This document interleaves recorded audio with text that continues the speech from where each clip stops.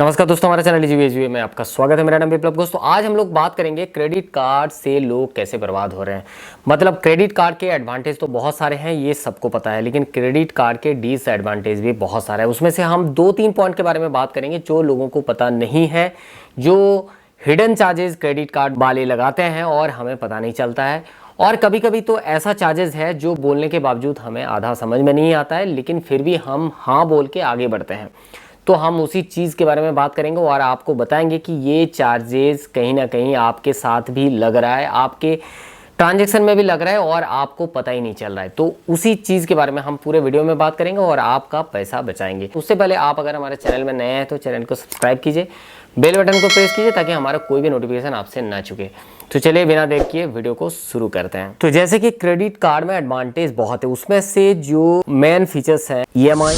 तो आप कोई भी बड़े ट्रांजैक्शन को EMI में कन्वर्ट करा सकते हैं। जो चीज़ें आप एक साथ में परचेज नहीं कर सकते हैं डेबिट कार्ड से, वो चीज़ें आप EMI में कन्वर्ट करा के ले सकते हैं। तो ये सबसे बड़ी बेनिफिट है क्रेडिट कार्ड की। सेकंड चीज़, आपका सैलरी ख़त्म हो गई, आपका पैसा ख़त्म हो गया, आप क्रेडिट पे बहुत सारा ट्रांजैक्शन कर सकते हैं। तो एक तरह से ये उधारी वाला चीज़ हो गया। तो मतलब आपको किसी से पैसा मांगने की ज़रूरत नहीं है और आप सिंपल अपना कार्ड से आप हर तरह के ट्रांजैक्शन कर सकते हैं, चाहे वो रेस्टोरेंट हो, चाहे ई-कॉमर्स में कोई भी ट्रांजैक्शन हो, चाहे आजकल क्रेडिट कार्ड में UPI फैसिलिटी भी है। तो आप कोई भी चीज़, एक मिल्क पैकेट भी आप क्रेडिट कार्ड के थ्रू खरीद सकते हैं। दूसरा चीज़ है कि आपको 50 डेज़ बाद, 1-1.5 महीना बाद आपको पे करना पड़ता है जो आज आप ट्रांजैक्शन कर रहे हैं। तो ये सारे जो एडवांटेज क्रेडिट कार्ड में पहले से ही है। डिसएडवांटेज है उसमें से जो मैं बताने वाला हूँ वो आप ध्यान पे रखिए। तो सबसे नंबर 1 पे है EMI पे। आप कोई भी ट्रांजैक्शन EMI पे जब आप ट्रांजैक्शन करते हैं, मतलब EMI पे कन्वर्ट कराते हैं, तो आपको इंटरेस्ट देना पड़ता है और ये इंटरेस्ट रेट काफ़ी हाई होता है।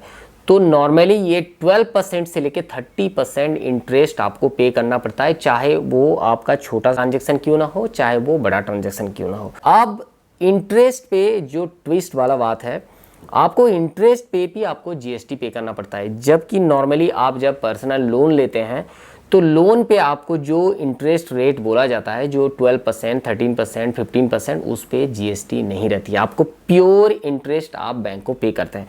लेकिन क्रेडिट कार्ड में आप जब भी इंटरेस्ट पे करते हैं कोई भी ट्रांजैक्शन पे या कोई भी EMI पे, तो इंटरेस्ट पे आपको GST पे करना पड़ता है। ये सबसे बड़ी लॉस है, लेकिन ये चीज़ आपको क्रेडिट कार्ड वाले नहीं बताते हैं। जब भी आपको लोन लेना है क्रेडिट कार्ड के अगेंस्ट में या आप EMI में कन्वर्ट कराते हैं, तो क्रेडिट कार्ड वाले सिर्फ आपको इंटरेस्ट रेट बताते हैं, जो कि 16%, 18%, जो भी रेट है, जो भी कंपनी के साथ जो रेट है।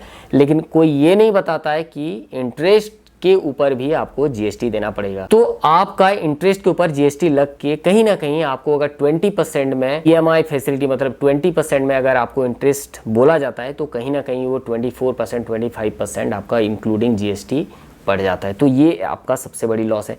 सेकेंड चीज़, आपका प्रोसेसिंग फी। आप कोई भी छोटा EMI भी कन्वर्ट कराते हैं या कोई भी आप कैश ऑन कॉल लेते हैं, मतलब छोटा लोन्स भी लेते हैं क्रेडिट कार्ड के अगेंस्ट में, तो उसमें प्रोसेसिंग फ़ी भी लगता है। अब प्रोसेसिंग फ़ी के ऊपर भी आपका GST लगता है। तो ये GST वाली कहानी आपको ध्यान से देखना पड़ेगा, टर्म एंड कंडीशन पढ़ना पड़ेगा, उसके बाद ही आपको हाँ करना पड़ेगा। तो ये चीज़ आप ध्यान पे रखिए आगे से। अब आते हैं सेकंड पॉइंट पे। अब सेकंड पॉइंट आपका हो गया लेट फीस। तो आप अगर क्रेडिट कार्ड का पेमेंट सही टाइम पे नहीं देते हैं, जो स्पेसिफिक डेट आपको मेंशन किया रहता है स्टेटमेंट में, आप अगर उस डेट पे आप पे नहीं करते हैं तो आपको लेट फाइन पड़ता है। और वो लेट फाइन आपका अमाउंट के ऊपर डिपेंड करता है कि आपको कितना पे करना है।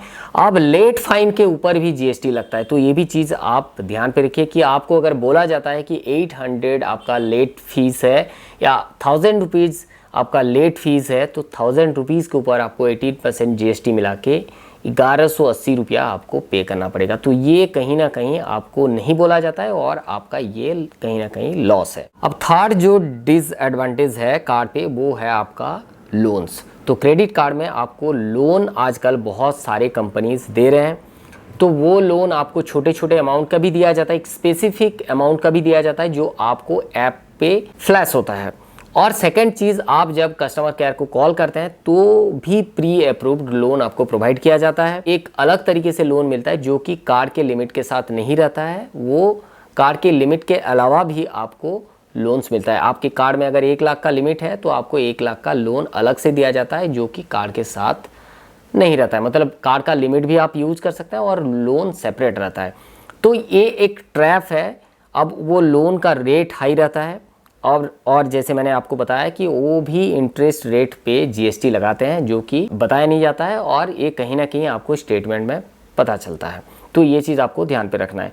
चौथा नंबर पॉइंट है रिवार्ड पॉइंट। आजकल रिवार्ड पॉइंट पे कैशबैक या रिवार्ड को आप कन्वर्ट करा के कैश में कन्वर्ट करा सकते हैं। ये सारे चीज़ जब आप क्रेडिट कार्ड लेने जाते हैं तो आपको बताया जाता है कि आप 100 रुपीज़ का स्पेंड पे आपको 4 पॉइंट मिलेगा। कोई बोलता है कि 500 का स्पेंड पे आपको 10 रिवार्ड पॉइंट मिलते हैं। तो ये सारे काफ़ी तरह के ये ऑफर्स दिए जाते हैं डिफरेंट कंपनी के द्वारा। ये भी एक ट्रैप है क्योंकि आप जब रिवार्ड पॉइंट को कन्वर्ट कराने जाते हैं तो इस पर भी आजकल चार्जेस लगते हैं। मतलब आपका अगर रिवार्ड का वैल्यू 400 रुपीज़ है, उसको आपको अगर रिडीम कराना है तो आपको 99 रुपीज़ पे करना पड़ेगा।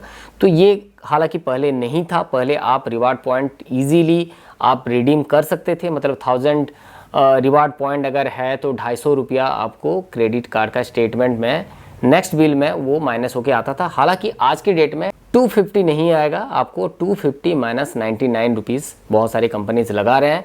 वो हर कंपनी का डिफरेंट चार्जेस है। तो ये भी कहीं ना कहीं एक ट्रैप है।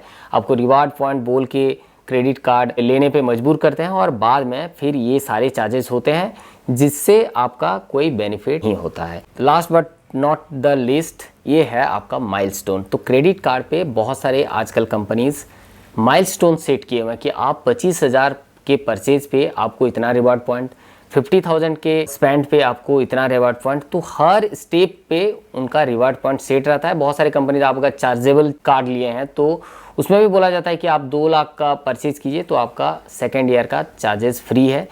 अब होता क्या है, 2 लाख का टारगेट कंप्लीट करने के लिए लोग एक्सेस परचेज करते हैं। तो ये कहीं ना कहीं आपको मजबूर करता है एक्सेस परचेज करने पे।